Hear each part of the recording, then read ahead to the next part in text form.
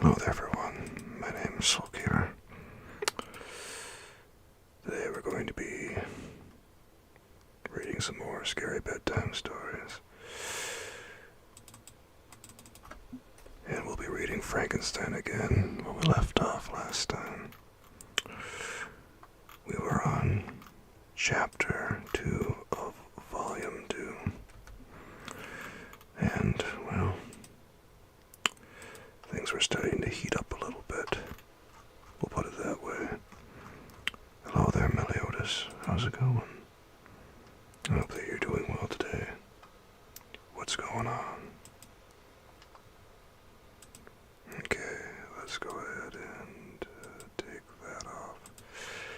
Okay, everything's all set over on YouTube. Looks good. Good, you can finally sleep with ASMR. Ah, good.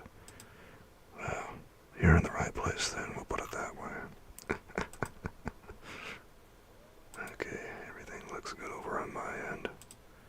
Let's go ahead and get things set up and let's get a sip of coffee to start things off, my friends. Ah, cheers.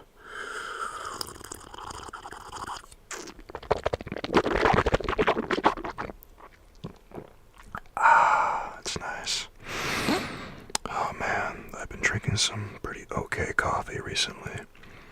I've been trying some new brands and now I've gone back to Dunkin' right now and boy, you can really taste the difference. This is not quite what I'd call a good coffee. This is like bad diner coffee, I think. It's very bland. Ugh. But sometimes it's okay in a pinch. You only have one place for coffee. And what is that, Meliodas? Boy, I can probably hazard a guess or two, but I might be wrong about that. Hello there, Johnny, how's it going? I hope that you're doing well tonight. It's nice to see you as always. Tonight we're going to be reading Frankenstein again, Chapter 2, Volume 2. Oh, thank you, Johnny, I appreciate that. It's a Canadian place, some places in the U.S., but Tim Hortons. Oh, I've been to Tim Hortons. I have mixed feelings about it. The coffee's not bad, but getting food there, I don't know if I'd recommend it. It's a little rough around the edges. Nah, the service there is bad, but as long as you just get coffee, it's not that big of a deal. Yeah, I guess it depends where you go, but all the ones around me have had a lousy service, and there's like at least 3 of them. Oh, man. It's tragic. Because if you can actually get service, Tim Hortons is not bad. Hello there, Yui. How are you now? Well, I suppose that happens from time to time. The one you go to, everyone there is so nice, and they take their time on making coffee. Well, alright. If they take their time doing it, well, I suppose it must be pretty good. At least I hope it would be. What are we sipping on tonight, OGT Sizzle? Dunkin' regular blend. It's a little rough around the edges. It's not as good as some of the coffees I've been drinking recently. I've had a couple of, God, I can't remember the brands, but they're a little bit better than this, I think. This is okay in a pinch. This is kind of just like work coffee, or sipping coffee, or just coffee to have it.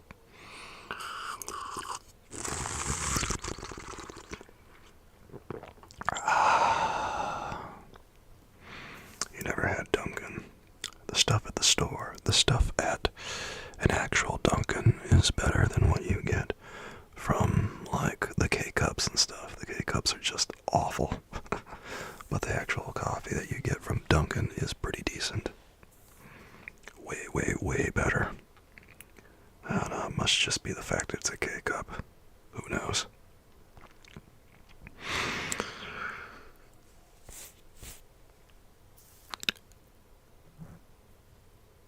Soulmates, are we ready to get into Frankenstein again? I hope so. It's almost about time. when you go to a Dunkin', you know it's beside a Subway you really like, really.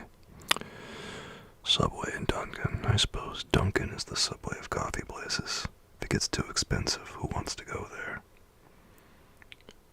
These days we have chicken buffalo subs. God, do we really? I haven't been to a Subway in ages. Because Subway's sandwiches are too overpriced for what they are. They're not that great. Yeah, no, they're pretty rough around the edges. They're not great. And they're charging like $12 a sub or something now. Something crazy. A lot of money. Should see Canada prices. Oh God. I can only imagine how expensive Canada must be. Probably like price and a half. That's usually what it was last time I was in Canada.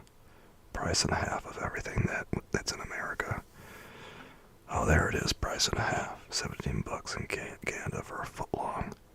God, I would just go someplace else at that point. $17 is too much. Like, $9 is too much. Can't. Oh, I'm sorry. There's no other sub places in Canada. Too broke. God, every place else is too expensive. That's too bad. I'm sorry to hear that. Ah, well. Maybe someday, right? Maybe someday. Let me check on something. Before we begin, I have to see it. Come on. 35 inches, alright. Nice. Oh, McDonald's. I'm not a big McDonald's guy. I don't really go to McDonald's all that often. Sometimes, but I don't like eating there very much. I just don't like the food. 50 inches, not bad, Meliodas. Not bad. That's pretty good. Can't complain about that. Whew, it's better than me at least. You're halfway there. Alright, soulmates. I think it's about time to jump in the Frankenstein again. I hope you're ready. Because the monster is making Victor's life more and more miserable. Gets the job done for your hunger. Well, at least it does that, right? Mission accomplished, we'll say.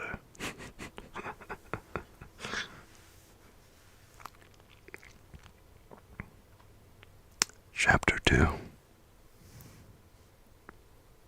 The next day, contrary to the prognostications of our guides, was fine, although clouded. We visited the source of the Arveiron and rode about the valley until evening. These sublime and magnificent scenes afforded me the greatest consolation that I was capable of receiving.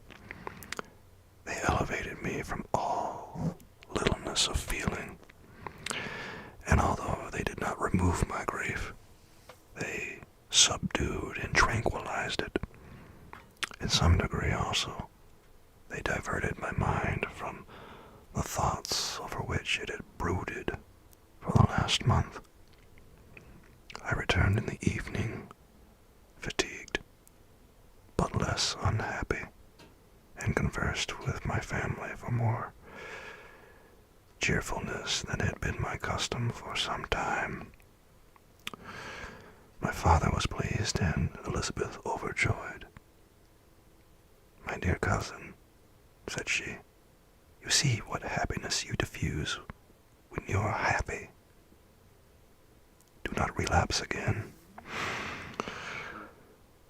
The following morning, the rain poured down in torrents, and thick mists held the summits of the mountains. I rose early, but felt unusually melancholy. The rain depressed me. My old feelings recurred, and I was miserable. I knew how disappointed my father would be at this sudden change, and I wished to avoid him until I had recovered myself so far as to be enabled to conceal those feelings that overpowered me. I knew that they would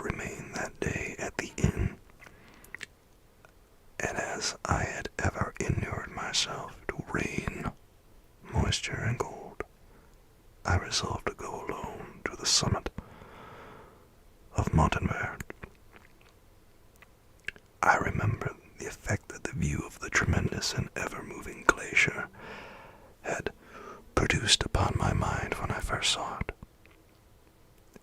It had then filled me with a sublime ecstasy that gave wings to the soul and allowed it to soar from the obscure world to light and joy. The sight of the awful and majestic in nature had indeed always the effect of solemnizing my mind and causing me to forget the passing cares of life. I determined to go alone, for I was well acquainted with the path, and the presence of another would destroy the solitary grandeur of the scene.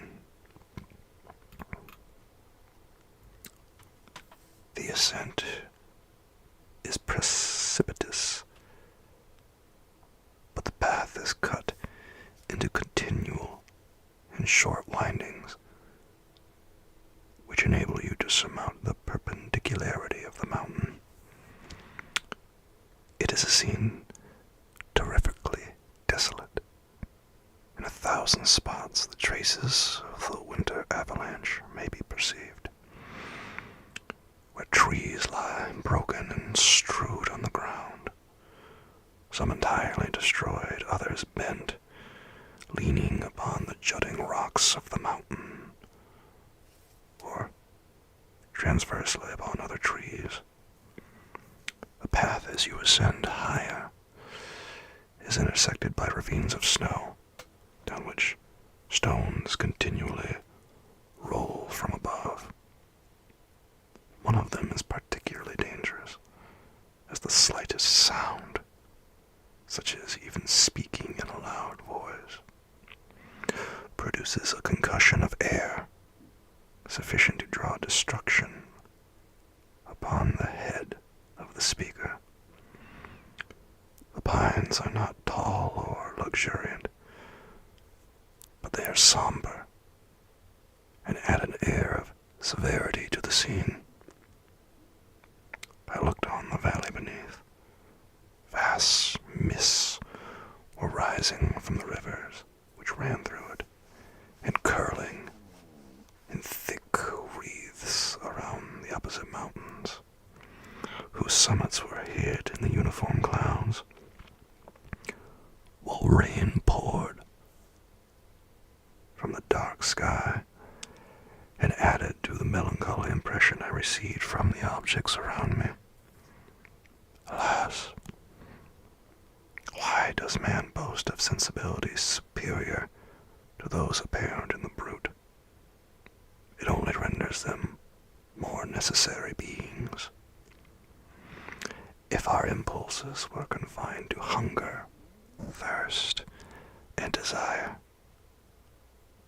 we might be nearly free. But now we are moved by every wind that blows.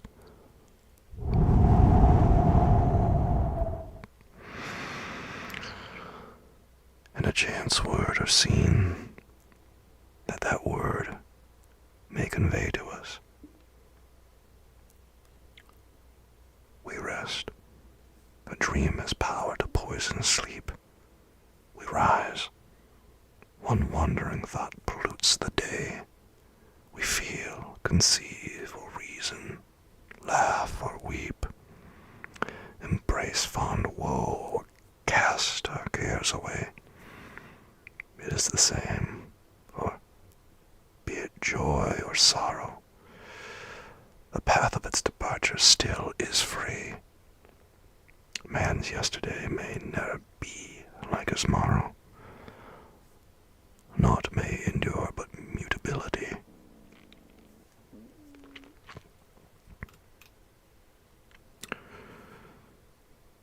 It was nearly noon when I arrived at the top of the ascent. For some time I sat upon the rock that overlooks the sea of ice. A mist covered both that and the surrounding mountains. Presently a breeze dissipated the cloud, descended upon the glacier. The surface is very uneven, rising like the waves of a troubled sea, descending low and interspersed by rifts that sink deep. The field of ice is almost a league in width, but I spent nearly 2 hours in crossing it. The opposite mountain is a bare, perpendicular rock. From the side where I now stood, Mountain Vert was exactly opposite, at the league, at the distance of a league, and above it rose Mont Blanc in awful majesty. I remained in a recess of the rock, gazing on this wonderful and stupendous scene. The sea, or rather the vast river of ice, wound among its dependent mountains, whose aerial summits hung over its recesses. Their icy and glittering peaks shone in the sunlight over the clouds.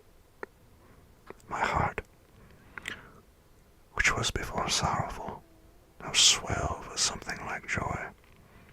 I exclaimed, "Wandering spirits, if indeed ye wander, and do not rest in your narrow beds, allow me this faint happiness, or take me as your companion, away from the joys of life." As I said this, I suddenly beheld the figure of a man, at some distance, advancing towards me with superhuman speed. He bounded over the crevices in the ice, among which I had walked with caution. His stature also, as he approached, seemed to exceed that of a man. I was troubled. A mist came over my eyes, and I felt a faintness seize me, but I was quickly restored by the cold gale of the mountains.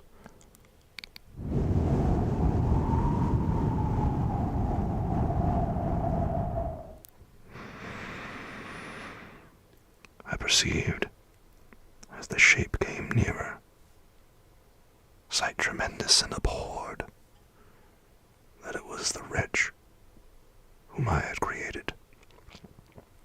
I trembled with rage and horror, resolving to wait his approach, and then close with him in mortal combat. He approached.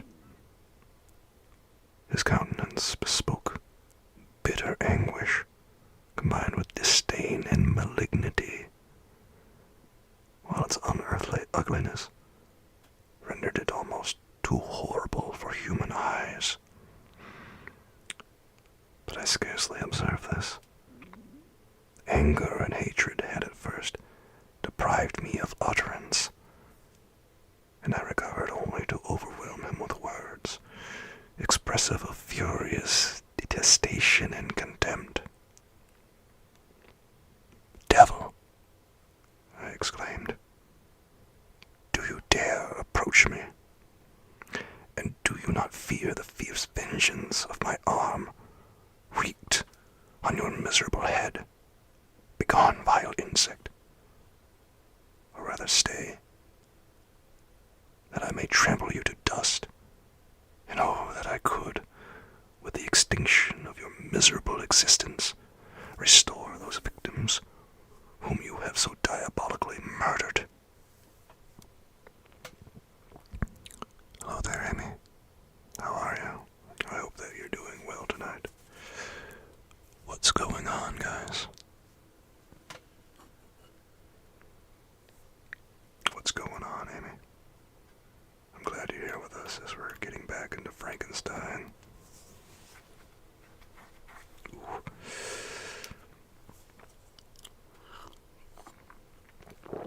Looks like Victor is coming head to head with the monster he created.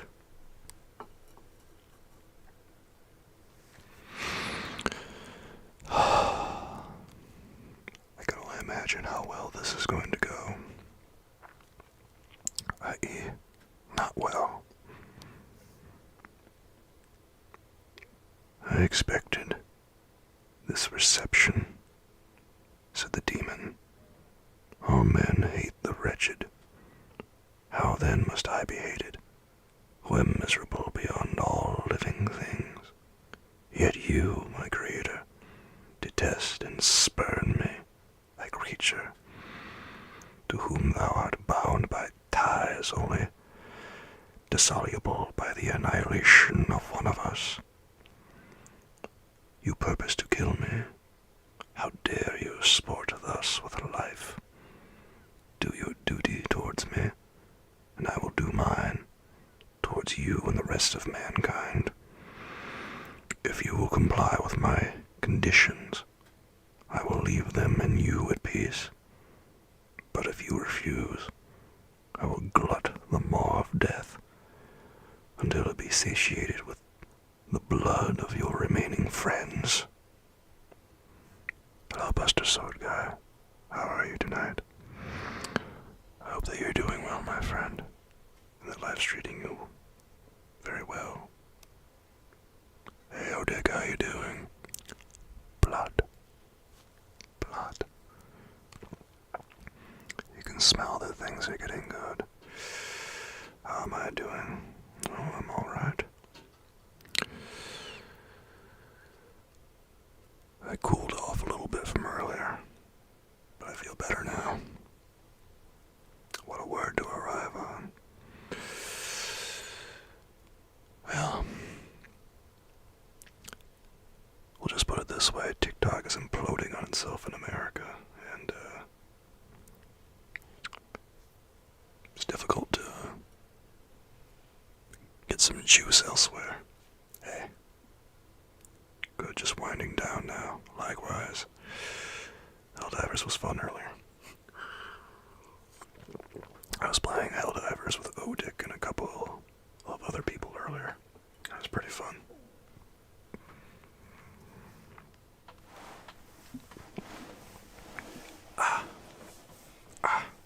Sorry. Just a little stiff. There we go. It's good to see you too, Buster Sword Guys. Buster Sword Guy. Glad to see you as well. I thought that since I had time tonight, it'd be a good time to do some more ASMR, especially since it seems to be doing okay over on YouTube. Yes, it is, Odick. God, we got blown up a lot, didn't we? We sure did.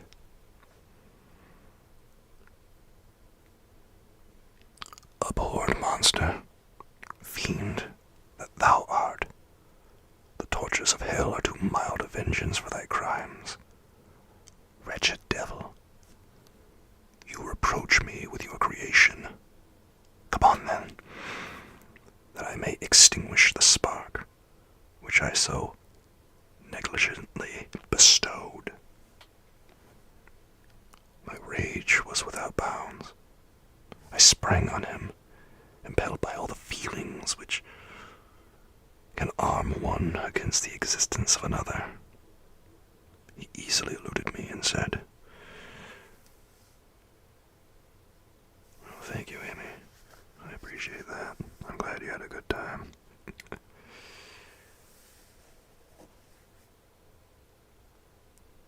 Yeah, well, to be fair, when I have a flamethrower, Odick, it goes about how you would expect. Very poorly for everybody. It's a good thing you wore your heavy armor, though.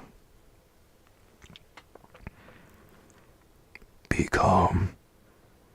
I entreat you to hear me before you give vent to your hatred on my devoted head. Have I not suffered enough that you seek to increase my misery? Life, although it may only be an accumulation of anguish, is dear to me, and I will defend it. Remember, thou hast made me more powerful than thyself. My height is superior is superior to thine, my joints more supple, but I will not be tempted to set myself in opposition to thee. I am thy creature, and I will be mild and docile to my natural lord and king, if thou wilt also perform thy part, the which thou owest me. O Frankenstein, be not equitable to every other, and trample upon me alone, to whom thy justice and even thy clemency and affection is most due. Remember that I am thy creature. I ought to be thy Adam, but I am rather the fallen angel, whom thou drivest from joy for no misdeed.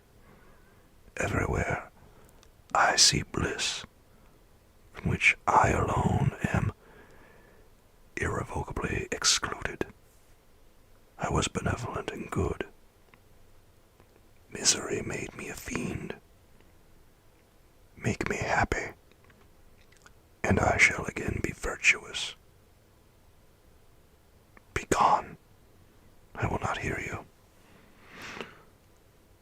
There can be no community between you and me. We are enemies. Begone, or let us try our strength in a fight in which one must fall.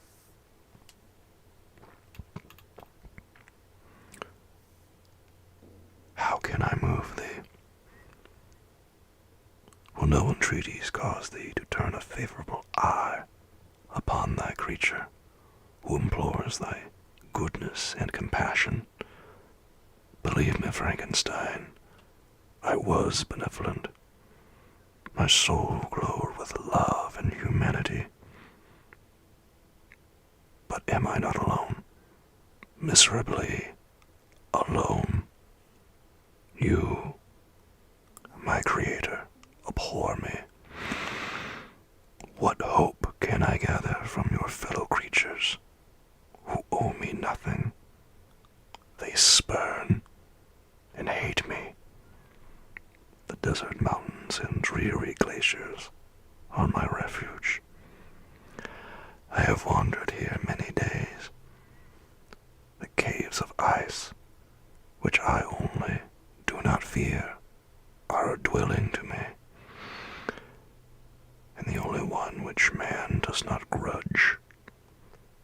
These bleak skies I hail, for they are kinder to me than your fellow beings.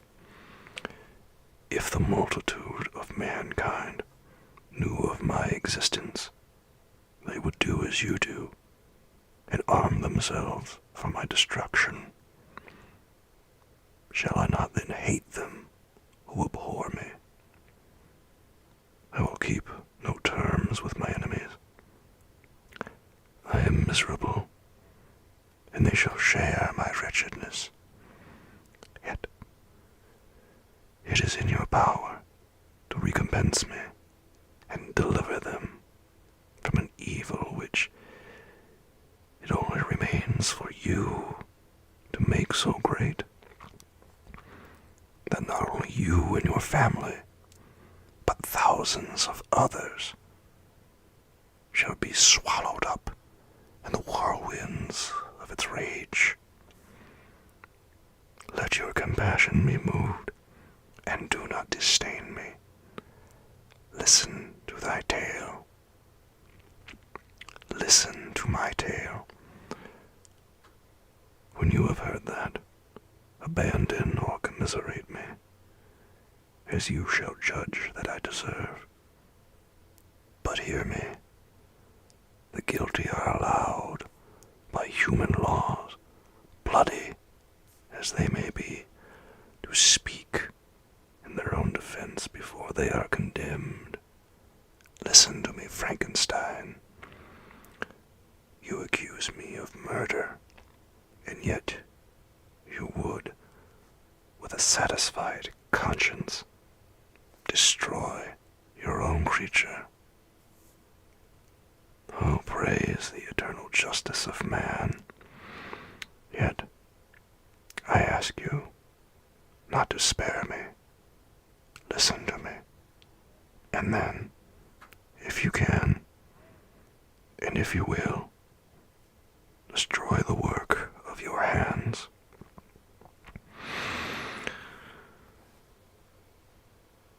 Why do you call to my remembrance circumstances of which I shudder to reflect that I have been the miserable origin and author? Cursed be the day, the poor devil, in which you first saw light. Cursed, although I curse myself, be the hands that formed you. You have made me wretched beyond expression. You have left me no power to consider whether I am just to you or not. Begone. Relieve me from the sight of your detested form.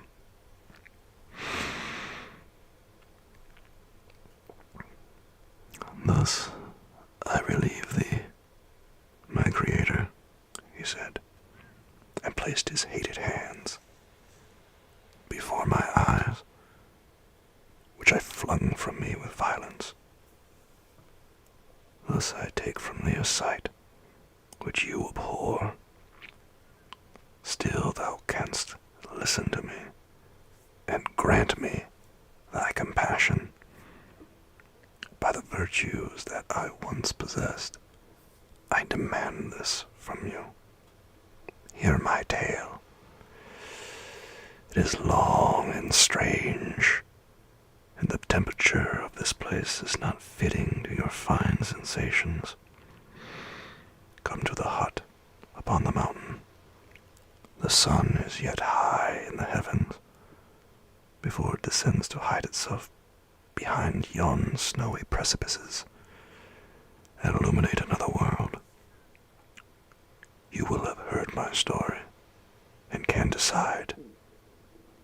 On you it rests whether I quit forever the neighborhood of man and lead a harmless life, or become the scourge of your fellow creatures and the author of your own speedy ruin.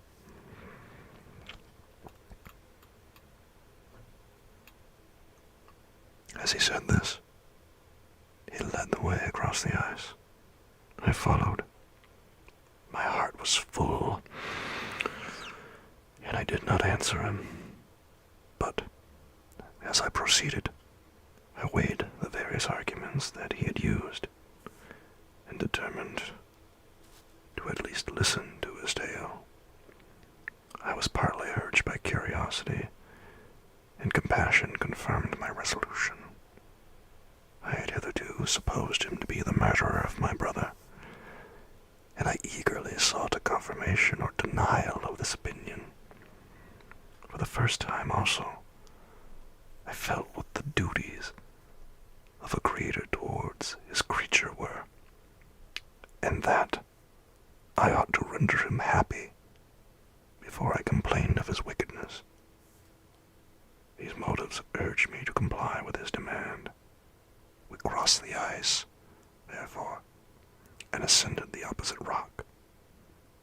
The air was cold, and the rain again began to descend. We entered the hut, the fiend with an air of exultation, I with a heavy heart and depressed spirits. But I consented to listen, and seating myself by the fire, which my odious companion had lighted, he thus began his tale. And that marks the end of Chapter 2 of Volume 2, Soulmates.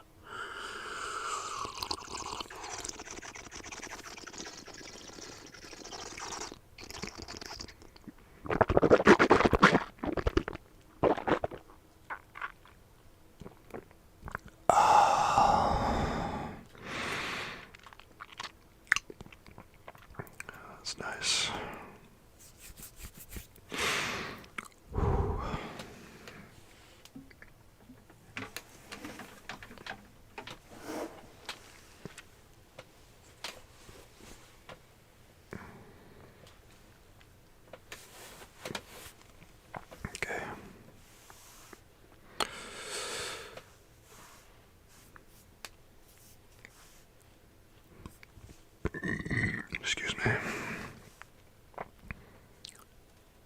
Chapter 3. It is with considerable difficulty that I remember the original era of my being. All the events of that period appear confused and indistinct.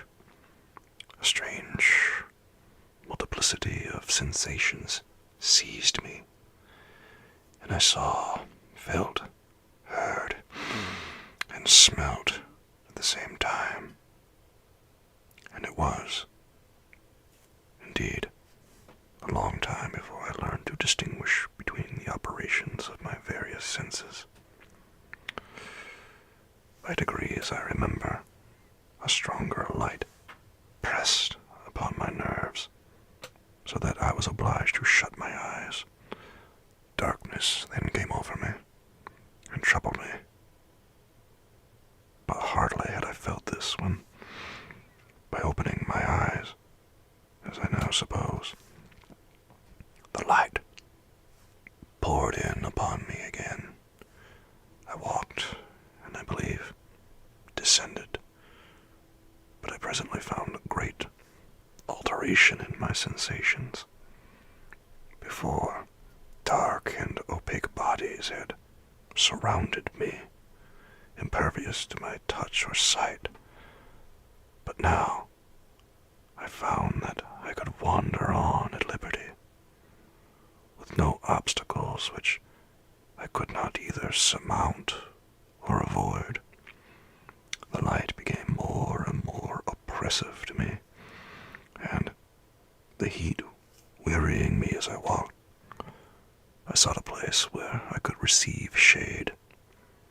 This was the forest near Ingolstadt, and here I lay by the side of a brook, resting from my fatigue, until I felt tormented by hunger and thirst.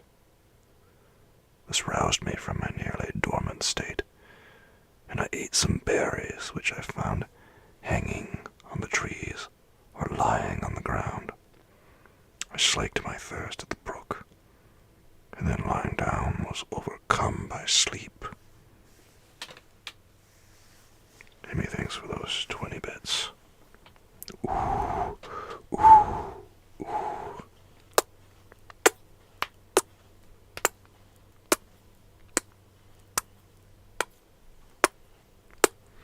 Yeah. Ooh. Yeah. I appreciate that very much. Yeah. What can I say? Sometimes I'm a sucker for smooches for bits. I know what the ASMR category is all about. Wink wink, nudge nudge, flex flex.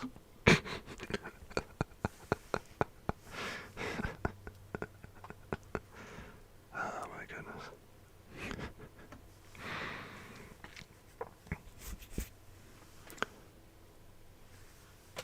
It was dark when I awoke.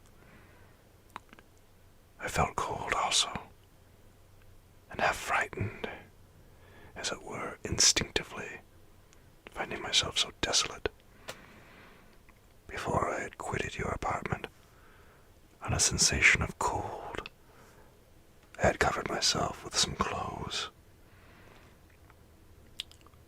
But these were insufficient to secure me from the dews of night.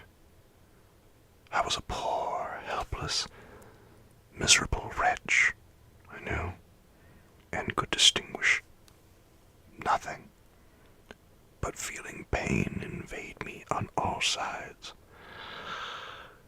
I sat down and wept. Soon, a gentle light stole over the heavens and gave me a sensation of pleasure.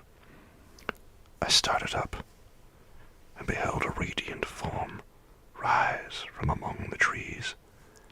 I gazed with a kind of wonder. It moved slowly, but it enlightened my path, and I again went out in search of berries. I was still cold, when trees, I found a huge cloak with which I covered myself and sat down upon the ground. No distinct ideas occupied my mind. All was confused. I felt light and hunger and thirst and darkness. Innumerable sounds rung in my ears. On all sides, various scents saluted me. The only object that I could distinguish was the bright moon, and I fixed my eyes on that with pleasure. Thank you for the follow, T-Joe-R-Nello. God, I probably butchered that, but thank you for following. I'm here for your brains. Yummy. Hello, Fully Gained 3, how you doing? I see you, Fully Gained. I see you, Mamers. That's some nice emote work there. That's some nice haggis, I gotta say.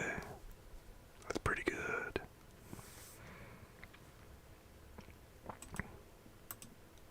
One second. I think thickness wants just a sip. Sorry, I didn't see it on my alerts. I got a sip for you right here. Check it out.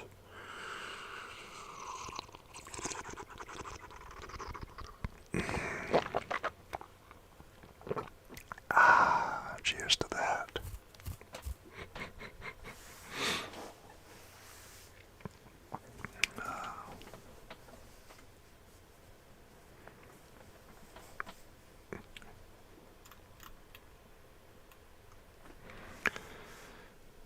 Several changes of day and night passed, and the orb of night had greatly lessened when I began to distinguish my sensations from each other. I gradually saw plainly the clear stream that supplied me with drink, and the trees that shaded me with their foliage. I was delighted when I first discovered that a pleasant sound, which often saluted my ears, proceeded from the throats of the little winged animals who had often intercepted the light from my eyes. I began also to observe with greater accuracy the forms that surrounded me, and to perceive the boundaries of the radiant roof of light which canopied me. Sometimes I tried to imitate the pleasant songs of the birds, but was unable. Sometimes I wished to express my sensations in my own mode, but the uncouth and inarticulate sounds which broke from me frightened me into silence again. The moon had disappeared from the night, and again, with a lessened form, showed itself, while I still remained in the forest. My sensations had, by this time, become distinct, and my mind received every day additional ideas. My eyes became accustomed to the light, and to perceive objects in their right forms. I distinguished the insect from the herb, and by degrees, one herb from another. I found that the sparrow uttered none but harsh notes, whilst those of the blackbird and thrush were sweet and enticing. One day, when I was oppressed by cold, I found a fire which had been left by some wandering beggars, and was overcome with delight at the warmth I experienced from it. In my joy, I thrust my hand into the live embers, but quickly drew it out again with a cry of pain. How strange, I thought, that the same cause should produce such opposite effects. I examined the materials of the fire, and to my joy found it to be composed of wood. I quickly collected some branches, but they were wet and would not burn. I was pained at this, and sat still, watching the operation of the fire. The wet wood, which I had placed near the heat, dried, and itself became inflamed. I reflected on this, and, by touching the various branches, I discovered the cause, and busied myself in collecting a great quantity of wood, that I might dry it, and have a plentiful supply of fire. When night came on, and brought sleep with it, I was in the greatest fear, lest my fire should be extinguished.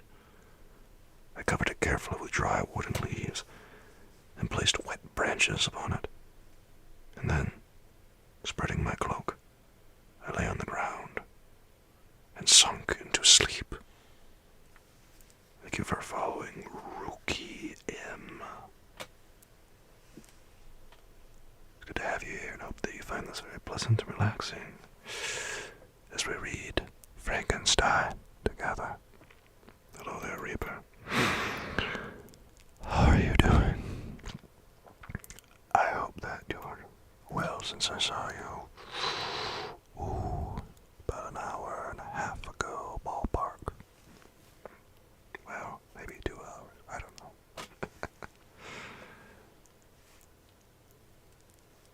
Same difference.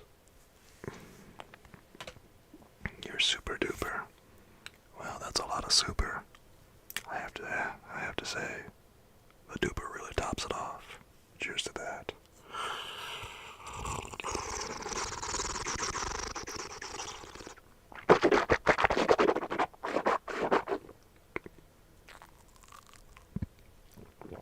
Oh, you like that, Amy? Good. One would hope so, right? Wink, wink. You weren't just a sip, Reaper. I got one for you, too. Cheers to that.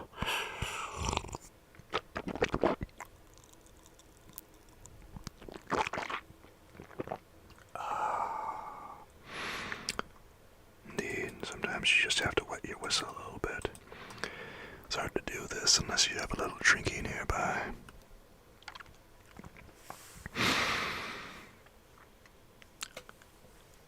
It was morning when I awoke, and my first care was to visit the fire. I uncovered it, and a gentle breeze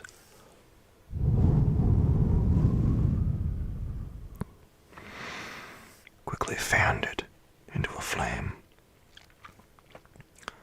I observed this also, and contrived a fan of branches which roused the embers when they were nearly extinguished.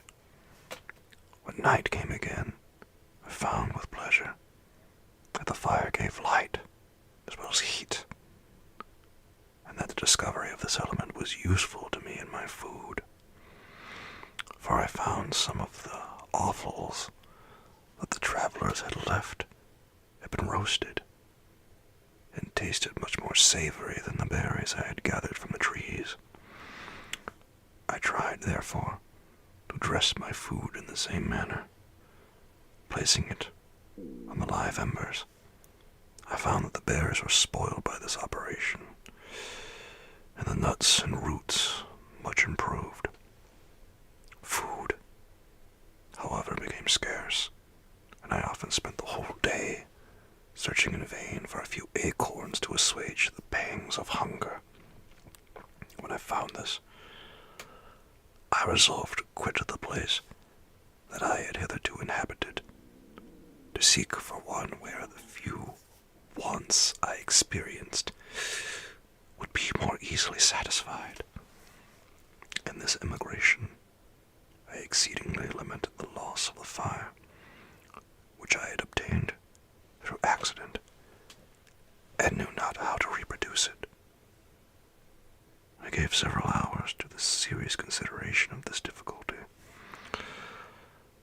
but I was obliged to relinquish all attempt to supply it, and wrapping myself up in my cloak, I struck across the wood towards the setting sun. I passed 3 days in these rambles, and at length discovered the open country.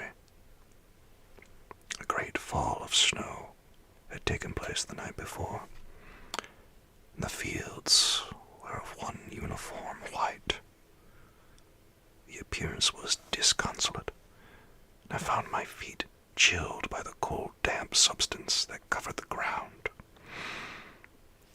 It was about 7 in the morning, and I longed to obtain food and shelter. At length I perceived a small hut on a rising ground, which had doubtless been built for the convenience of some shepherd. This was a new sight to me, and I examined the structure with a great curiosity. Finding the door open, I entered. An old man sat in it, near a fire, over which he was preparing his breakfast. He turned on hearing a noise, and perceiving me, shrieked loudly, and quitting the hut, ran across the fields with a speed of which his debilitated form hardly appeared capable.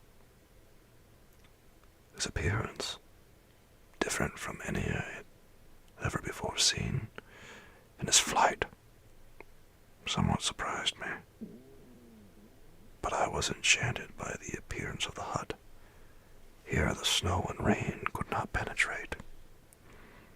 The ground was dry, and it presented to me then as exquisite and divine a retreat as pandemonium appeared to the demons of hell after their sufferings in the lake of fire. I greedily devoured the remnants of the shepherd's breakfast, which consisted of bread, cheese, milk, and wine. The latter, however, I did not like.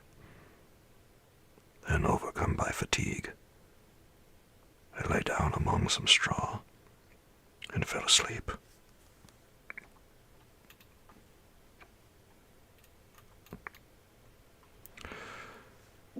It was noon when I awoke, and allured by the warmth of the sun, which shone brightly on the white ground, I determined to recommence my travels, and depositing the remains of the peasant's breakfast in the wallet I found, I proceeded across the fields for several hours, until at sunset I arrived at a village.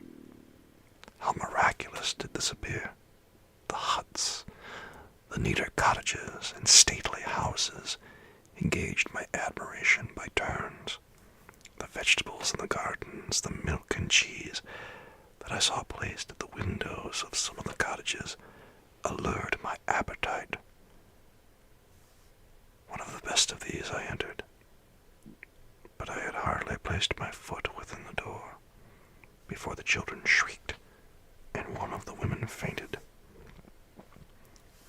The whole village was roused.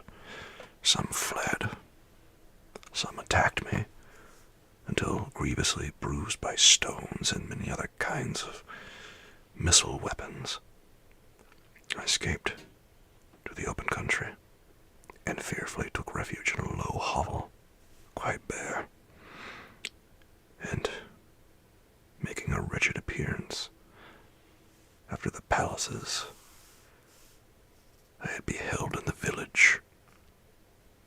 This hovel, however, joined a cottage of a neat and pleasant appearance,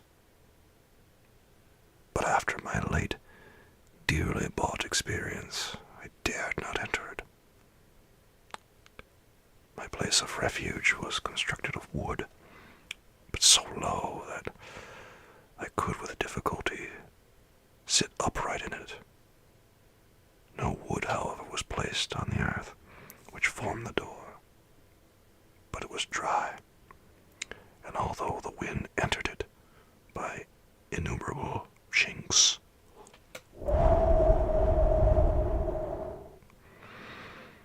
I found it an agreeable asylum from the snow and rain. Here, then, I retreated and lay down, happy to have found a shelter, however miserable from the inclemency of the season, and still more from the barbarity of man. As soon as morning dawned, I crept from my kennel might view the adjacent cottage and discover if I could remain in the habitation I had found. It was situated against the back of the cottage and surrounded on the sides, which were exposed by a pigsty and a clear pool of water. One part was open, and by that I had crept in, but now I covered every crevice by which I might be perceived with stones and wood, yet in such a manner that I might move them on occasion to pass out. All the light I enjoyed came through the sty, and that was sufficient for me. Having thus arranged my dwelling and carpeted it with clean straw, I retired, for I saw the figure of a man at a distance, and I remembered too well my treatment the night before to trust myself in his power. I had first, however, provided for my sustenance for that day by a loaf of coarse bread, which I had purloined, and a cup with which I could drink more conveniently than from my hand of the pure water which flowed by my retreat. The floor was a little raised, so that it was kept perfectly dry, and by its vicinity to the chimney of the cottage, it was tolerably warm.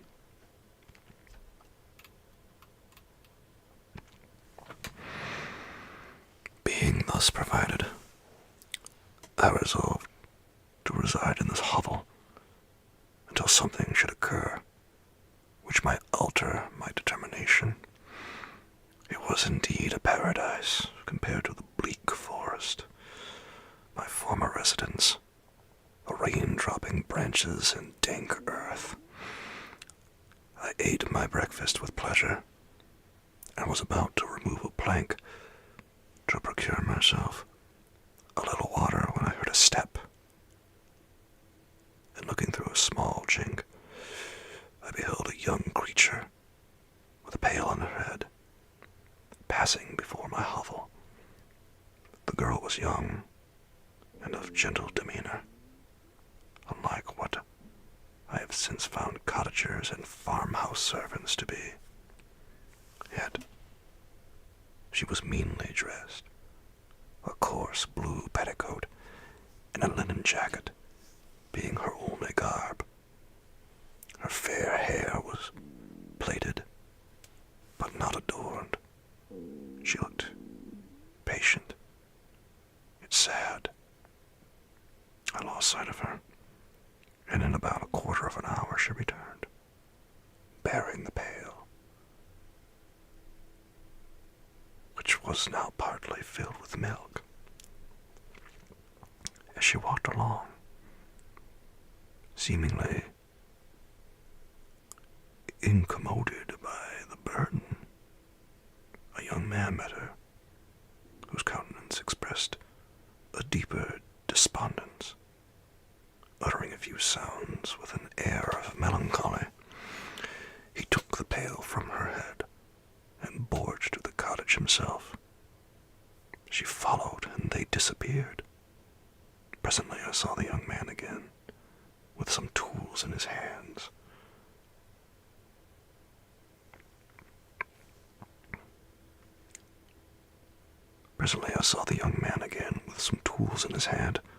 Cross the field behind the cottage, and the girl was also busied, sometimes in the house, and sometimes in the yard. That's some nice remote work, Amy. I like that. That's adorable. Are they falling asleep? They kind of look like they are, don't they? Maybe a little bit. Well, I suppose it is right in the name, isn't it? ASMR bedtime stories. I guess I can't be too mad if people fall asleep.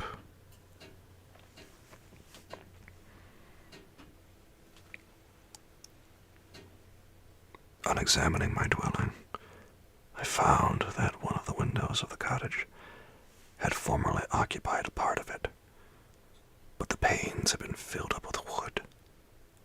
In one of these was a small and almost imperceptible chink through which the eye could just penetrate. Through this crevice, a small room was visible, whitewashed and clean, but very bare of furniture. In one corner,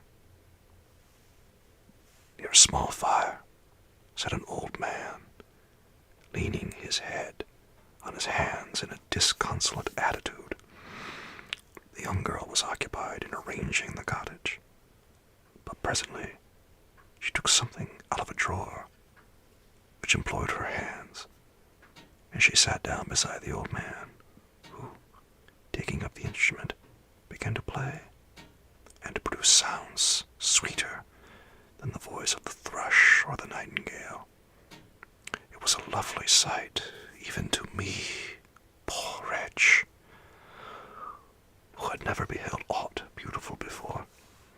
The silver hair and benevolent countenance of the aged cottager won my reverence, while the gentle manners of the girl enticed my love. He played a sweet, mournful air, which I perceived drew tears from the eyes of his amiable companion, of which the old man took no notice, until she sobbed audibly. He then pronounced a few sounds, and the fair creature, leaving her work, knelt at his feet. He raised her, and smiled with such kindness and affection that I felt sensations of a peculiar and overpowering nature. They were a mixture of pain and pleasure, such as I had never before experienced, either from hunger or cold, warmth or food, and I withdrew from the window, unable to bear these emotions. Hello there, Flacco. How's it going? I hope that you're doing well tonight. It's good to see you. We're getting another new Resident Evil game coming out this year. Are we really? Well, that's pretty cool. I hope we do. I mean, I could use something new to play. Why not, right? I wonder what it's going to be. Yeah, I wonder what it's going to be. Maybe it'll be Resident Evil 9. I don't know. I guess we'll find out. I just hope it's good. Fingers crossed.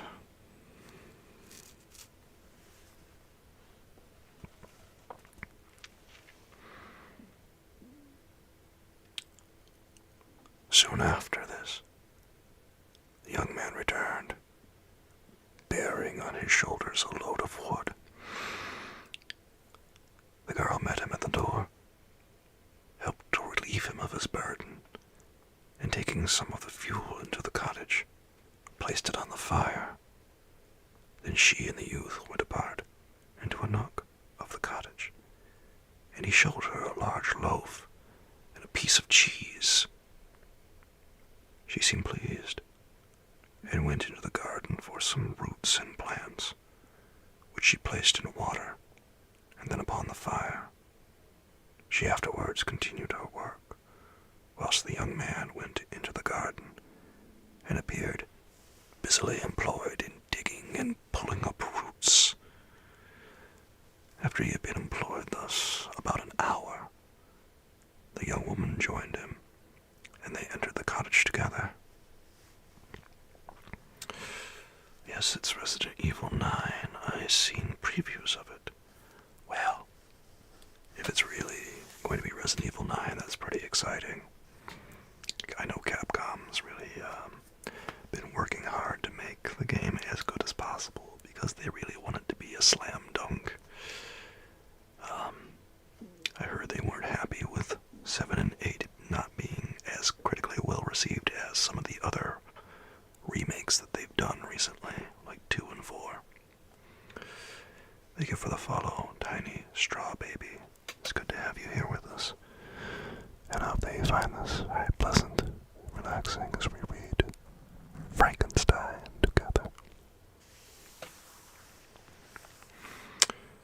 Well, I wonder what 9 is going to be like. If they finally show it off, that's pretty cool. The old man had, in the meantime, been pensive, but on the appearance of his companions he assumed a more cheerful air, and they sat down to eat. The meal was quickly dispatched. The young woman was again occupied in arranging the cottage. The old man walked before the cottage in the sun for a few minutes, leaning on the arm of the youth. Nothing could exceed in beauty the contrast between these two excellent creatures. One was old with silver hairs and a countenance beaming with benevolence and love. The younger was slight and graceful in his figure, and his features were molded with the finest symmetry, yet his eyes and attitude expressed the utmost sadness and despondency. The old man returned to the cottage, and the youth, with tools different from those he had used in the morning, directed his steps across the fields. This is fun, but you are too good. I'm falling asleep here. You'll see me on the next one. Okay, Johnny. Well, I'll see you later then. It is right in the name. It's good to be back on TikTok, I suppose. At least until the updates stop rolling and the app stops working. Oh, thank you, Flacco. I appreciate it.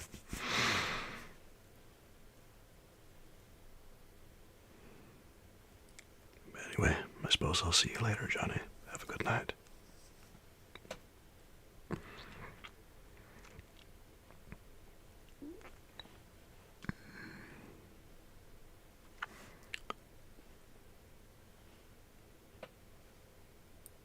Sweet dreams. Thank you, Johnny. I appreciate it. Night quickly shut in, but to my extreme wonder, I found that the cottagers had a means of prolonging light by the use of tapers, and was delighted to find that the setting of the sun did not put an end to the pleasure I experienced in watching my human neighbors.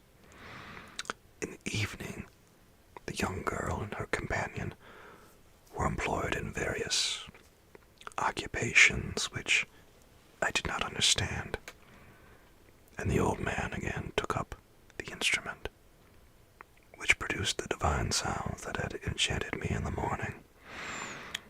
So soon as we had finished, the youth began not to play, but to utter sounds that were monotonous, and neither resembling the harmony of the old man's instrument or the songs of birds.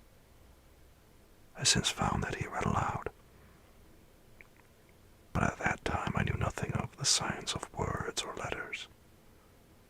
The family, after having been thus occupied for a short time, extinguished their lights and retired, as I conjectured, to rest.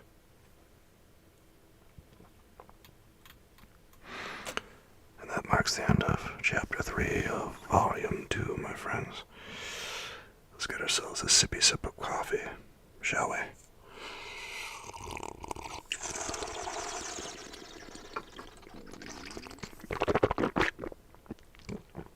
Ah,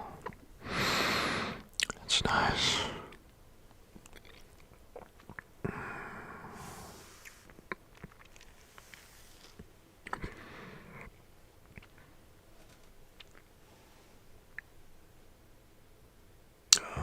You're welcome, Flacco. Thank you.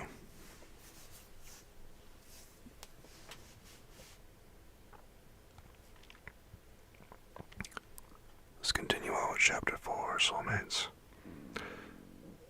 I lay on my straw, I could not sleep. I thought of the occurrences of the day. What chiefly struck me was the gentle manners of these people. I longed to join them, but dared not.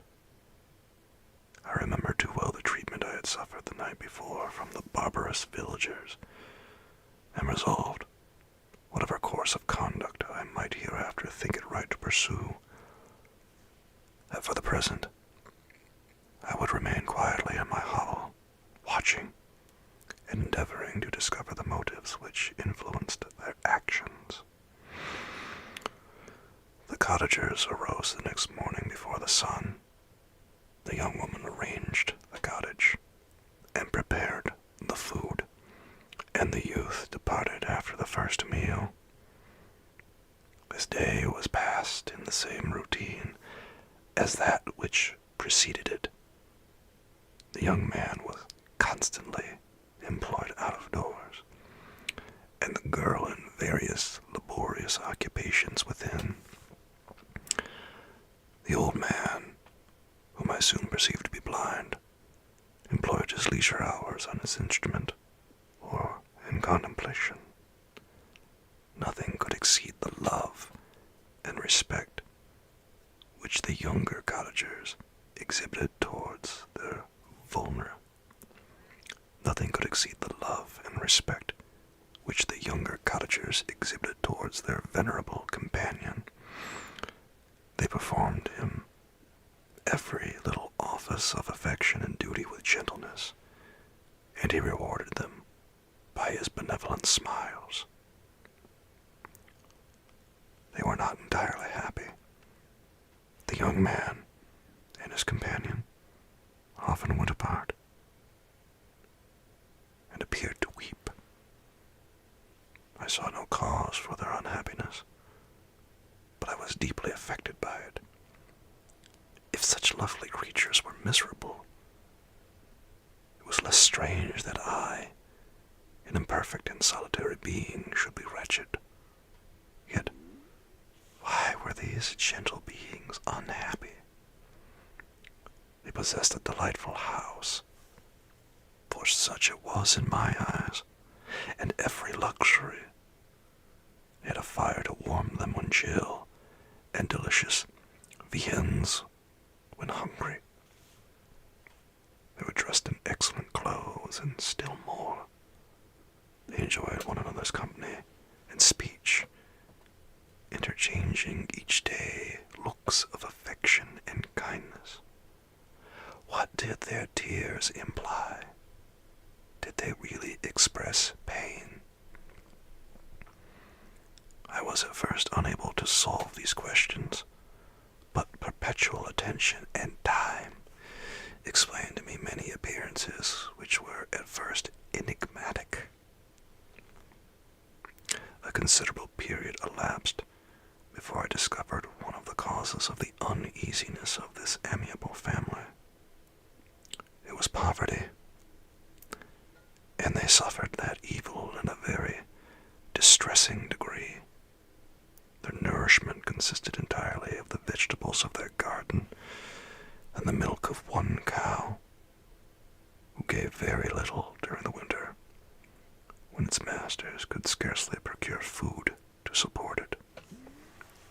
They often, I believe, suffered the pangs of hunger very poignantly, especially the two younger cottagers, for several times they placed food before the old man, when they reserved none for themselves.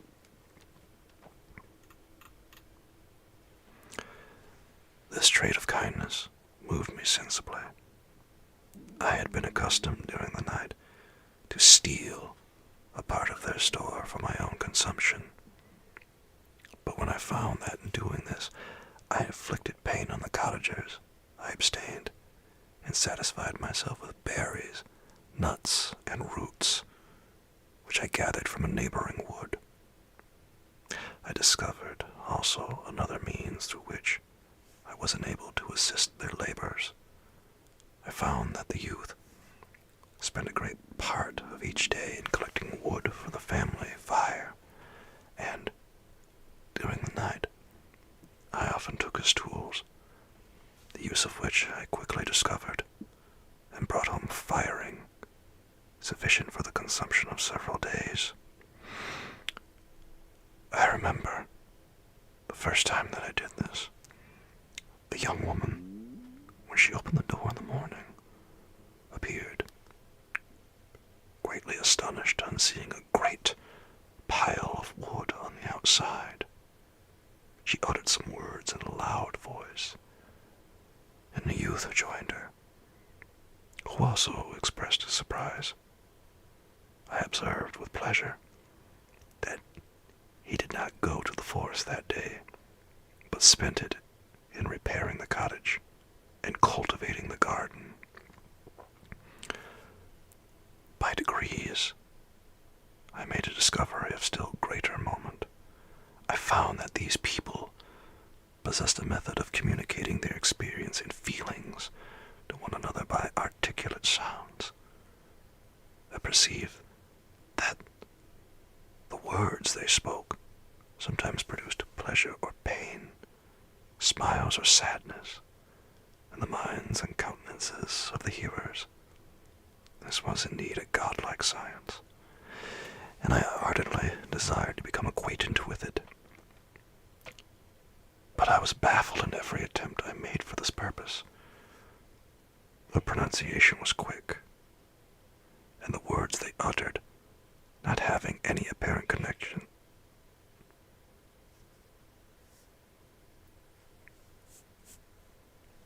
But I was baffled in every attempt I made for this purpose. The pronunciation was quick, and the words they uttered not having any apparent connection with visible objects. I was unable to discover any clue by which I could unravel the mystery of their reference. By great application, however, and having remained during the space of several revolutions of the moon in my hovel, I discovered the names that were given to some of the most familiar objects of discourse. I learned and applied the words fire, milk, bread, and wood. I learned also the names of the cottagers themselves. The youth and his companion had each of them several names, but the old man had only one, which was father. The girl was called sister or Agatha, and the youth Felix, brother or son. I cannot describe the delight I felt when I learned the ideas appropriated to each of these sounds and was able to pronounce them. I distinguished several other words without being able as yet to understand or apply them, such as good, dearest, unhappy.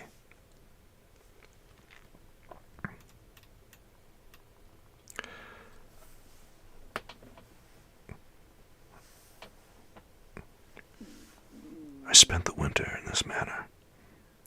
The gentle manners and beauty of the cottagers greatly endeared them to me. When they were unhappy, I felt depressed. When they rejoiced, I sympathized in their joys. I saw few human beings beside them, and if any other happened to enter the cottage, their harsh manners and rude gait only enhanced to me the superior accomplishments of my friends. The old man, I could perceive, often endeavored to encourage his children, as sometimes I found that he called them to cast off their melancholy. He would talk in a cheerful accent, with an expression of goodness that bestowed pleasure even upon me. Agatha listened with respect, her eyes sometimes filled with tears, which she endeavored to wipe away unperceived. But I generally found that her countenance and tone were more cheerful after having listened to the exhortations of her father. It was not thus with Felix. He was always the saddest of the group, and, even to my unpracticed senses, He appeared to have suffered more deeply than his friends, but if his countenance was more sorrowful, his voice was more cheerful than that of his sister, especially when he addressed the old man. I could mention innumerable instances which, although slight, marked the dispositions of these amiable cottagers. In the midst of poverty and want, Felix carried with pleasure to his sister the first little white flower that peeped out from beneath the snowy ground. Early in the morning, before she had risen, he cleared away the snow that obstructed her path to the milk house, drew water from the well, and brought the wood from the outhouse, where, to his perpetual astonishment, he found his store, always replenished by an invisible hand. In the day, I believe, he worked sometimes for a neighboring farmer, because he often went forth and did not return until dinner, yet brought no wood with him. At other times he worked in the garden, but as there was little to do in the frosty season, he read to the old man and Agatha. You're welcome above tempo. Thank you. I know. No wood. He was too busy doing work. The monster had to cut the wood for them because they had no time to do it.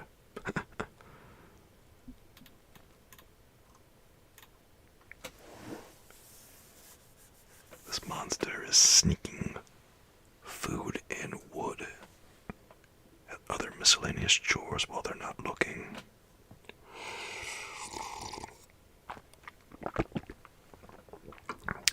He's benevolent, if albeit a little sneaky.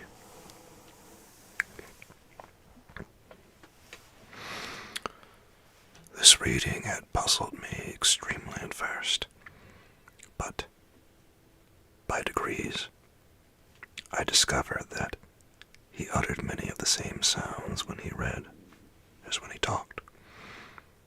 I conjectured, therefore, that he found on the paper signs for speech which he understood, and I ardently longed to comprehend these also. But how was that possible, when I did not even understand the sounds for which they stood as signs? I improved, however, sensibly in this science, but not sufficiently to follow up any kind of conversation, although I applied my whole mind to the endeavor. For I easily perceived that, although I eagerly longed to discover myself to the cottagers, I ought not to make the attempt until I had first become master of their language, which knowledge might enable me to make them overlook the deformity of my figure. For with this also, the contrast perpetually presented to my eyes had made me acquainted. Thank you, Flacco. This is Frankenstein, the 1818 edition, which I think is a lot better written than the revised version from 1831. There's a lot more moralizing in that one. A lot more... I don't know, Victor just yammers on a lot more in that one. It's not as good. If you read it, you'll know what I'm talking about. He does a lot of proselytizing and moralizing, and this one does a lot more showing. There's a few things you don't get from the movie that are in this one. This is a lot different from almost all the movies that you see of Frankenstein. Probably the closest one is Kenneth Branagh's movie, maybe, or one of the made-for-TV movies, I think, was pretty close.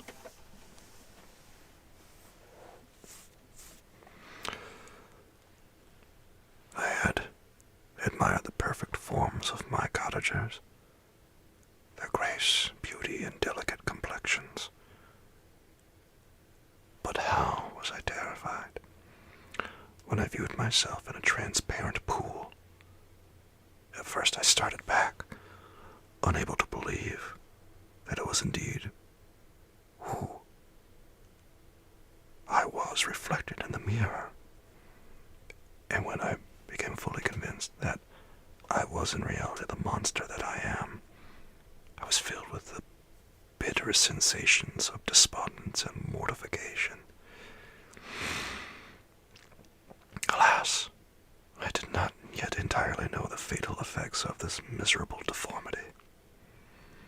As the sun became warmer and the light of day longer, the snow vanished, and I beheld the bare trees and the black earth. From this time Felix was more employed, and the heart-moving indications of impending famine disappeared.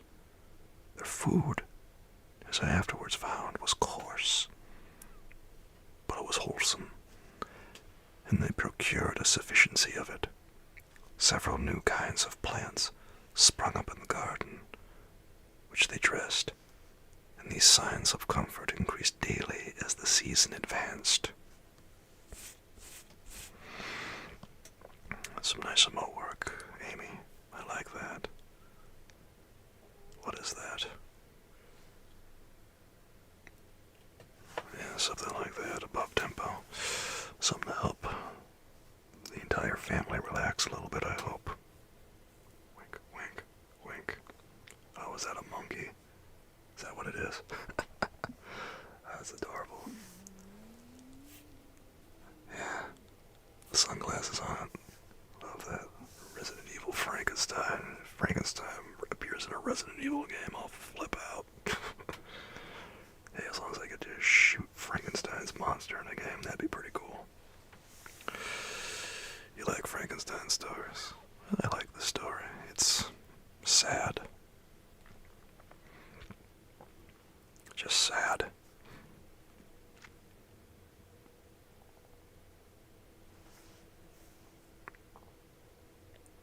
The old man, leaning on his son, walked each day at noon, when it did not rain, as I found it was called when the heavens poured forth its waters. This frequently took place, but a high wind quickly dried the earth.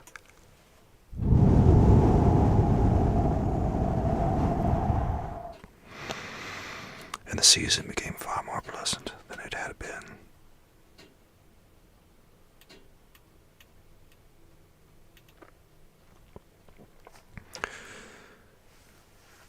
I imagine we'll get a PlayStation 6 before we get GTA 6.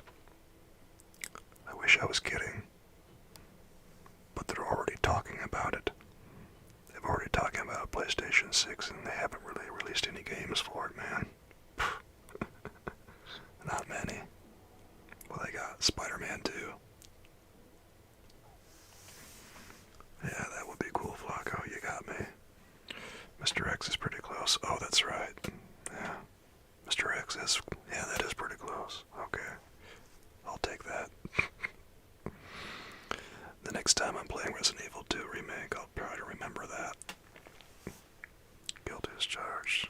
I'll think of Frankenstein the next time I blow him away. Or dodge him, whichever. Oh boy. I don't know if I'm gonna get a PlayStation 6. I'll get a Switch too. I don't know about a PlayStation 6. They didn't do anything with the PlayStation 5, man. Franken X.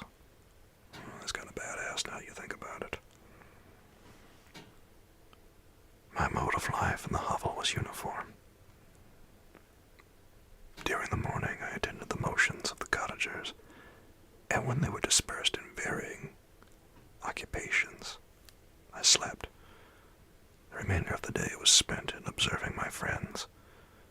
When they had retired to rest, if there was any moon or the night was starlight, I went into the woods and collected my own food and fuel for the cottage. When I returned, as often as it was necessary, I cleared the path from the snow and perform those offices that I had seen done by Felix. Afterwards, I found that these labors, performed by an invisible hand, greatly astonished them, and once or twice I heard them, on these occasions, utter the words, "Good spirit, wonderful." But I did not then understand the signification. Of these terms. My thoughts now became more active, and I longed to discover the motives and feelings of these lovely creatures. I was inquisitive to know why Felix appeared so miserable, and Agatha so sad. I thought, foolish wretch, that it might be in my power to restore happiness to these deserving people. When I slept or was absent, the forms of the venerable blind father, the gentle Agatha, and the excellent Felix flitted before me. I looked upon them as superior beings, who would be the arbiters of my future destiny. I formed in my imagination 1,000 pictures of presenting myself to them, and their reception of me. I imagined that they would be disgusted, until by my gentle demeanor and conciliating words, I should first win their favor, and afterwards their love. These thoughts exhilarated me, and led me to apply with fresh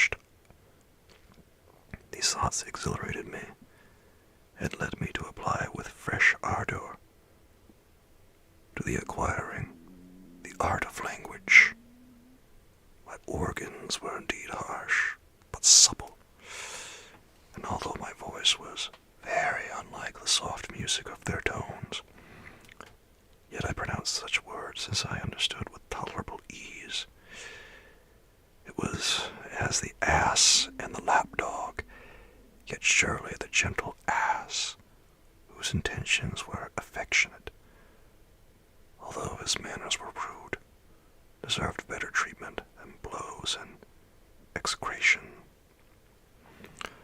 The pleasant showers and genial warmth of spring greatly alter the aspect of the earth. Men who, before this change, seemed to have been hid in caves, dispersed themselves, and were employed in various arts of cultivation. The birds sang in more cheerful notes, and the leaves began to bud forth on the trees. Happy, happy earth, fit habitation for gods, which, so short a time before, was bleak, damp, and unwholesome. My spirits were elevated by the enchanting appearance of nature. The past was blotted from my memory. The present was tranquil, and the future gilded by bright rays of hope and anticipations of joy.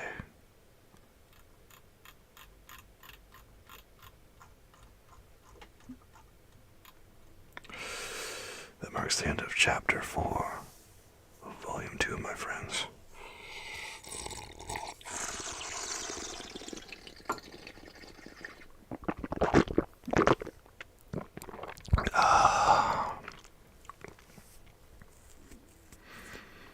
I think we might have time for one final chapter today. I think we have time for one last one. Thank you, Above Tempo. I appreciate that. I think the entirety of Volume 2 is mostly the monster relating his life to Victor. And then Volume 3 is when he wants Victor to make a wife for him.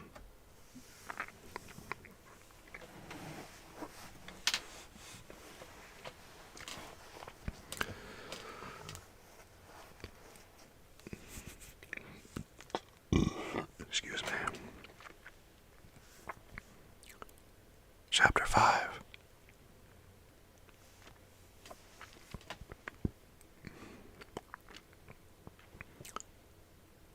I now hasten to the more moving part of my story. I shall relate events that impressed me with feelings which, from what I was, made me what I am. Spring advanced rapidly. The weather became fine and the skies cloudless. It surprised me that what before was desert and gloomy should now bloom with the most beautiful flowers and verdure. My senses were gratified and refreshed by 1,000 scents of delight and 1,000 sights of beauty. Oh, thank you, Flacco. I appreciate that.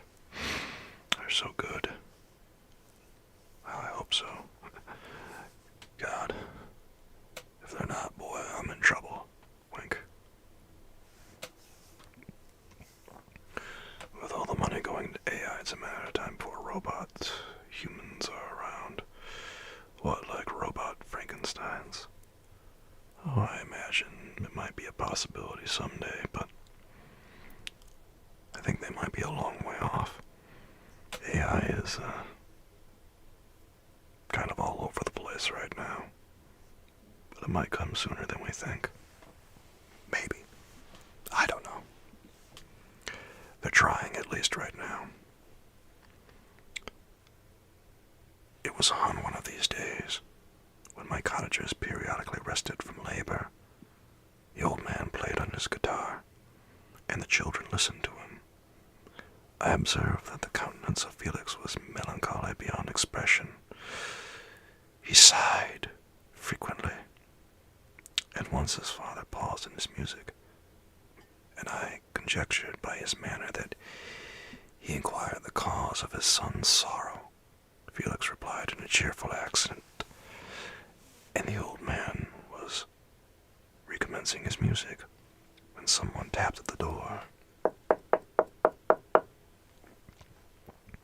It was a lady on horseback, accompanied by a countryman and a guide. The lady was dressed in a dark suit and covered with a thick black veil. Agatha asked a question, to which the stranger only replied by pronouncing in a sweet accent the name of Felix. Her voice was musical, but unlike that of either of my friends. On hearing this word, Felix came up hastily to the lady, who, when she saw him, threw up her veil, and I beheld a countenance of angelic beauty and expression, her hair of a shining raven black and curiously braided. Her eyes were dark but gentle, although animated. Her features of a regular proportion, and her complexion wondrously fair, each cheek tinged with a lovely pink.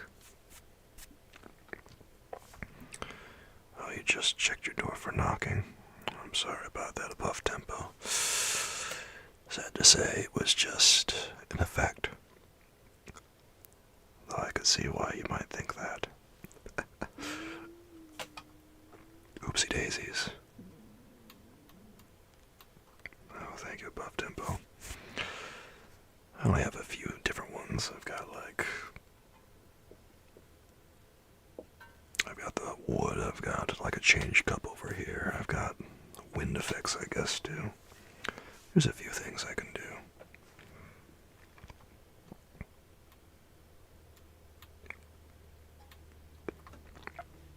Felix seemed ravished with delight when he saw her. Every trait of sorrow vanished from his face, and it instantly expressed a degree of ecstatic joy, of which I could hardly have believed it capable. His eyes sparkled as his cheek flushed with pleasure, and at that moment I thought him as beautiful as the stranger. She appeared affected by different feelings, wiping a few tears from his lovely eyes. She held out her hand to Felix, who kissed it rapturously and called her, as well as I could distinguish, his sweet Arabian. She did not appear to understand him, but smiled. He assisted her to dismount, and dismissing her guide, conducted her into the cottage. Some conversation took place between him and his father, and the young stranger knelt at the old man's feet and would have kissed his hand, but he raised her and embraced her affectionately. You've got wood, unlike Frankenstein. Yeah, I guess I do. I remember young Frankenstein. What a tragedy. Wah, wah.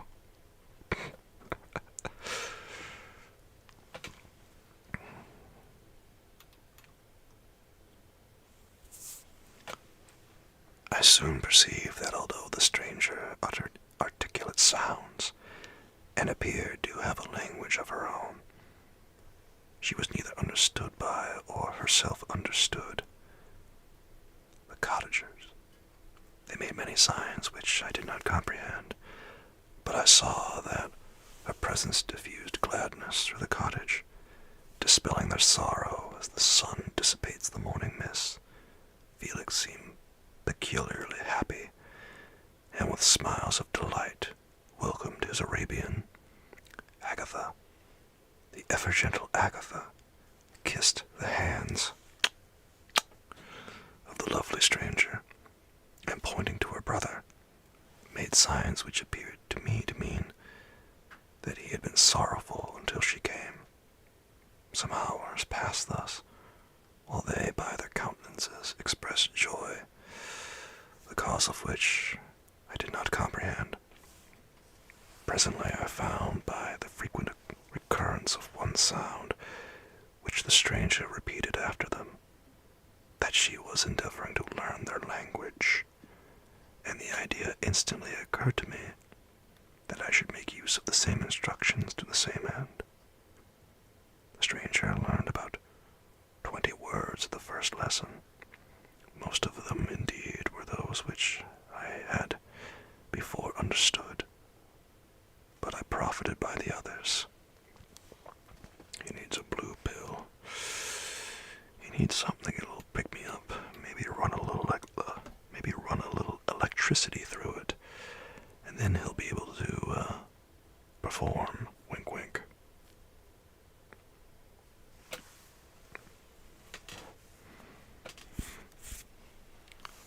As night came on, Agatha and the Arabian retired early.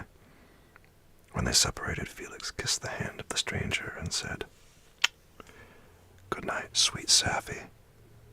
He sat up much longer, conversing with his father, and by the frequent repetition of her name I conjectured that their lovely guest was the subject of their conversation.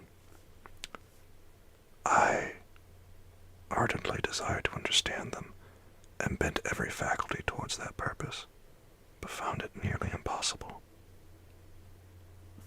The next morning Felix went out to his work, and after the usual occupations of Agatha were finished, the Arabian sat at the feet of the old man, and taking his guitar, played some airs so entrancingly beautiful that they at once drew tears of sorrow and delight from my eyes. She sang, and her voice flowed in a rich cadence, swelling or dying away like a nightingale of the woods. "Come here, girl, let me give you a shock." Tss. Yikes.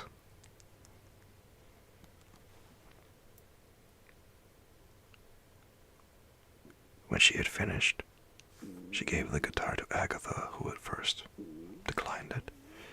She played a simple air, and her voice accompanied it in sweet accents. But unlike the wondrous strain of the stranger, the old man appeared enraptured, and said some words which Agatha endeavored to explain to Safie, by which she appeared to wish to express that she bestowed on him the greatest delight by her music. The days now passed as peaceably as before, with the sole alteration that joy had taken place of sadness in the countenances of my friends. Safie was always gay and happy. She and I improved rapidly in the knowledge of language, so that in 2 months I began to comprehend most of the words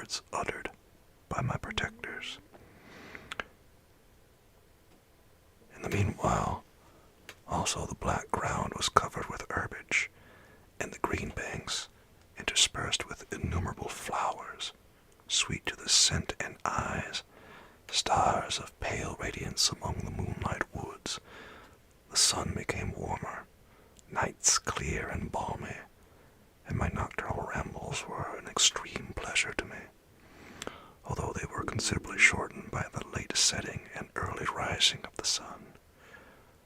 For I never ventured abroad during daylight, fearful of meeting with the same treatment as I had formerly endured in the first village which I entered.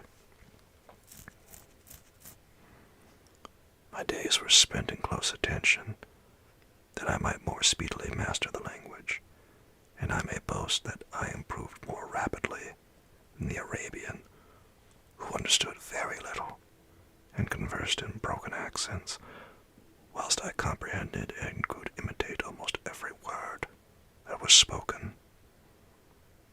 While I improved in speech, I also learned the science of letters, as it was taught to the stranger, and this opened before me a wide field for wonder and delight.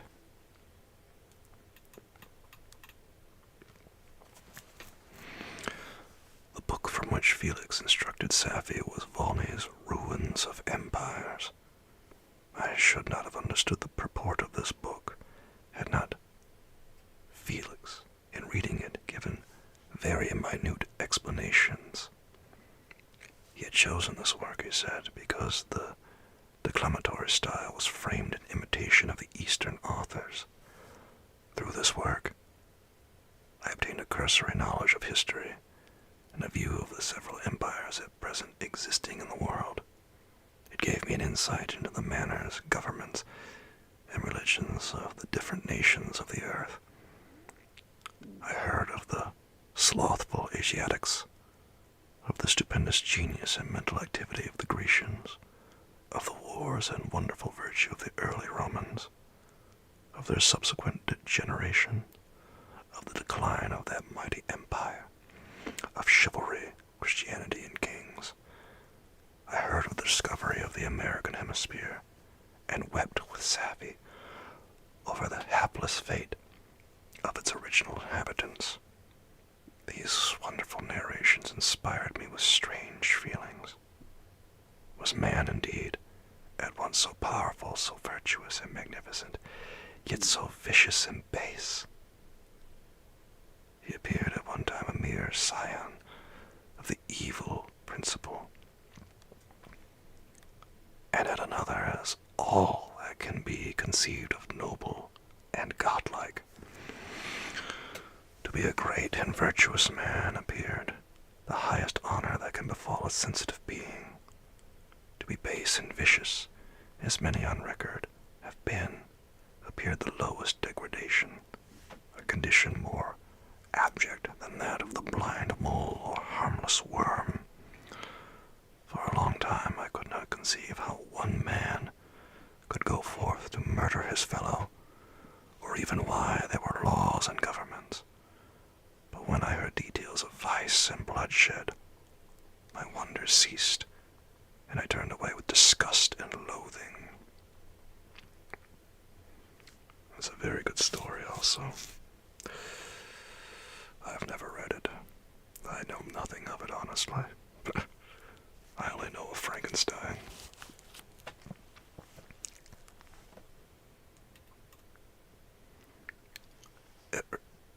Every conversation of the cottagers now opened new wonders to me. While I listened to the instructions which Felix bestowed upon the Arabian, the strange system of human society was explained to me. I heard of the division of property, of immense wealth and squalid poverty, of rank, descent, and noble blood. The words induced me to turn towards myself. I learned that the possessions most esteemed by your fellow creatures were high and unsullied descent, united with riches. A man might be respected with only one of these acquisitions, but without either. He was considered, except in very rare instances, as a vagabond and slave, doomed to waste his powers for the profit of the chosen few. And what was I? Of my creation and creator I was absolutely ignorant. But I knew that I possessed no money, no friends, no kind of property. I was, besides, endowed with a figure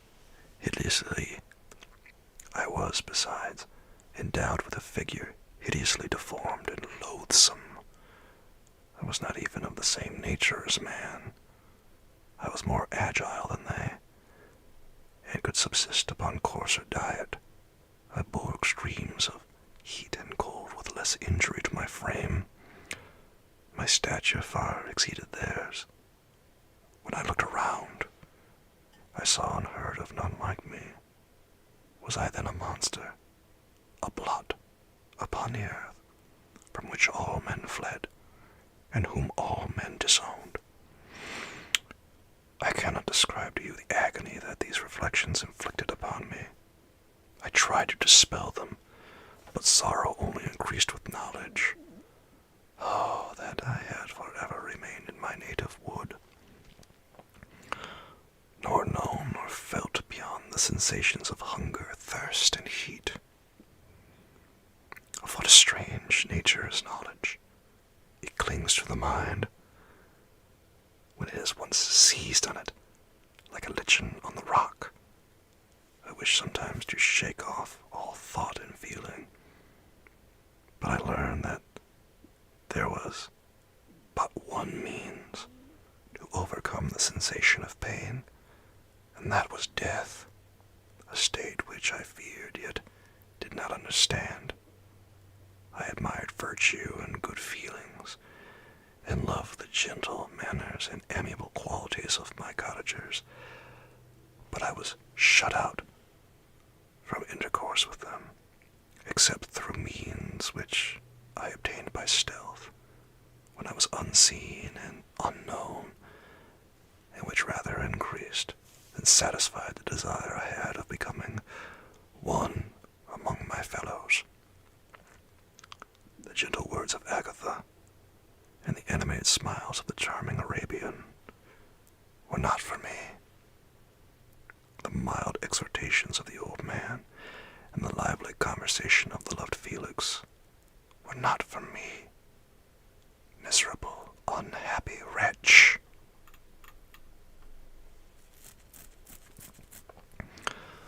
Other lessons were impressed upon me even more deeply. I heard of the difference of sexes, of the birth and growth of children, how the father doted on the smiles of the infant and the lively sallies of the older child, how all the life and cares of the mother were wrapped up in the precious charge of the mind of youth, expanded and gained knowledge of brother, sister, and all the various relationships which bind one human being to another in mutual bonds. But where were my friends and relations? No father had watched my infant days. No mother had blessed me with smiles and caresses.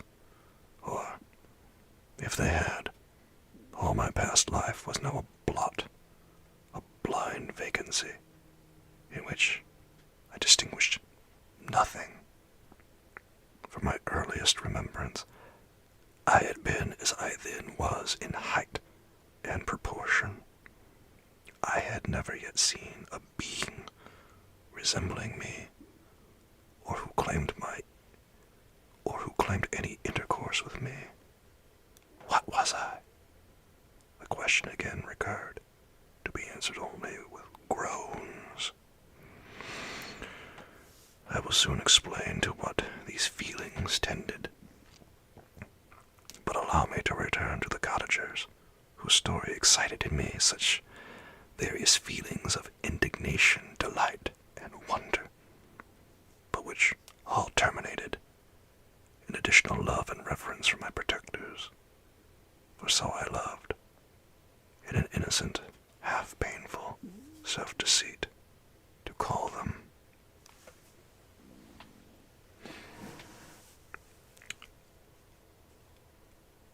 And that marks the end of Chapter 5 of Volume 2, my friends.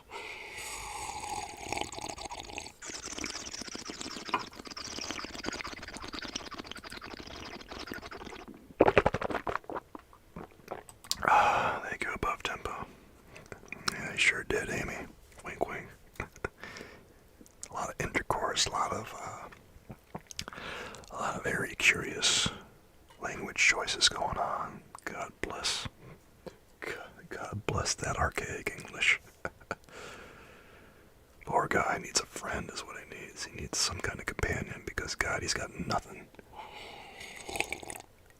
The monster ain't got nothing. God, why did Victor Frankenstein create this guy? Create him just to drive him to ruin. Oh, thank you, Flacco.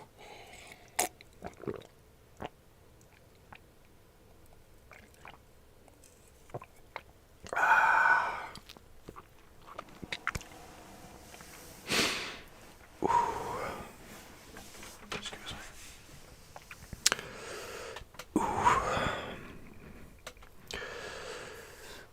Oh boy, I think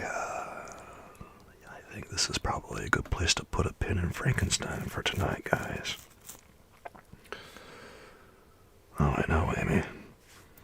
My shoulders are getting out of control.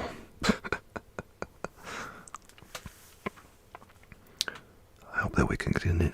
Excuse me. I hope that we can continue this again soon, guys.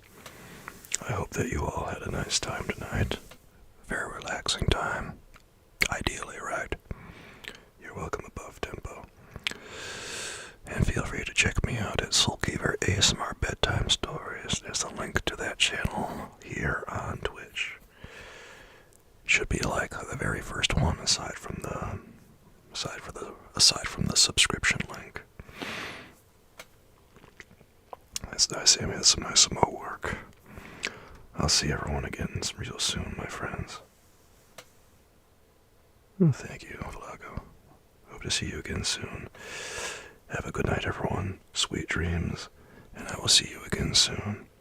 Good night, everyone. Thanks for hanging out with me and spending your time with me. Good night, my friends.